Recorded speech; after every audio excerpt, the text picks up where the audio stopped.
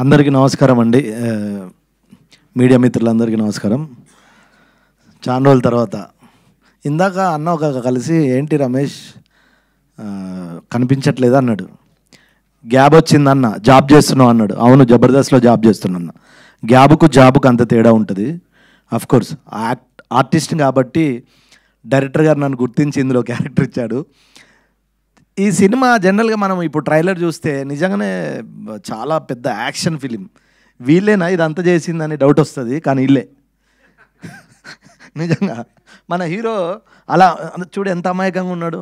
ఓ నలుగురు అమ్మాయి ఈజీగా ఫ్లాట్ అవుతారు, అట్లుంటాడు. కానీ కెమెరా ముందుకు వెళ్తే ఇతను యాక్టింగ్ చూసి నేనే షాక్ అయినా.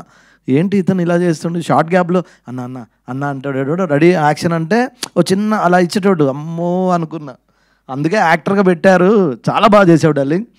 ఇంకా మా డైరెక్టర్ అన్న రండి అన్న. జనరల్గా ఎవరైనా సినిమా చేస్తే ఫస్ట్ లవ్ స్టోరీ చేస్తారు, అది కామను. నువ్వు లవ్ స్టోరీ చేసావు, ఎందుకు ఇంత వైల్డ్ యాక్షన్? నీ అమ్మ కూర్చుతే మొత్తం తెలిసిపోవాలి నా గురించి అనుకున్నావులే. కాదు నిజంగా చెప్పు. అంత లేదనుకుంటానవా? అంటే ఇంకా ఉంది. ఫస్ట్ సినిమాకే మొత్తం చూపిస్తే బాగోదాను కదా. లేదన్న, ప్రభాకర్ అన్న, ఈటీవీ ప్రభాకర్, మన బాహుబలి ప్రభాకర్ అన్న కానీ మనోడు కానీ అసలు భయమవుతుంది థియేటర్లో. సీరియస్గా నేను సినిమా చూశాను కాబట్టి చెప్తున్నా. మంచి టైంలో వస్తా అండి. అంటే నేనే, ఎవరో కాదు, నేనే మంచి టైంలో వస్తా. థ్యాంక్ యూ అన్న.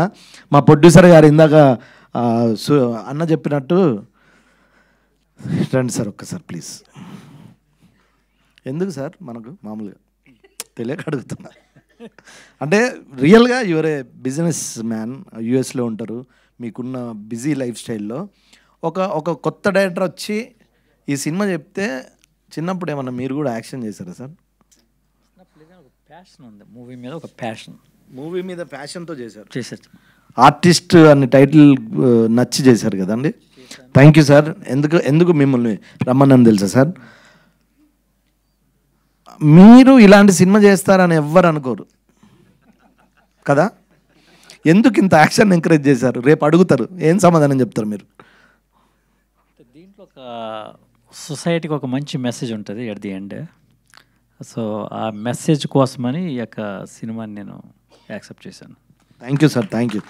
రమేష్ గారు అలాంటి జాబ్ నాకు ఇచ్చారు, ప్లీజ్. అవును, మీరే యాంకర్. పేమెంట్ కట్ చేస్తా అంటే లేదు, నేను ఎందుకంటే మరీ పిలిచి ఏం మాట్లాడకపోతే చూసావా ఇడికి గ్యాప్ వచ్చింది, ఏం మాట్లాడతలేరు అనుకుంటా.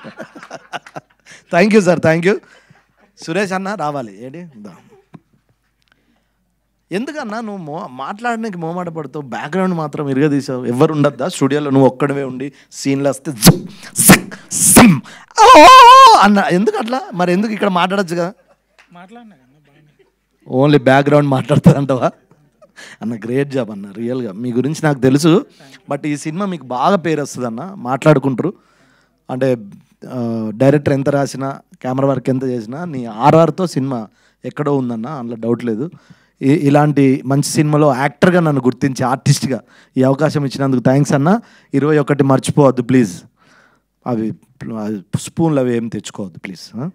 పక్కన 4 అంటే పక్కద్దు ప్లీజ్.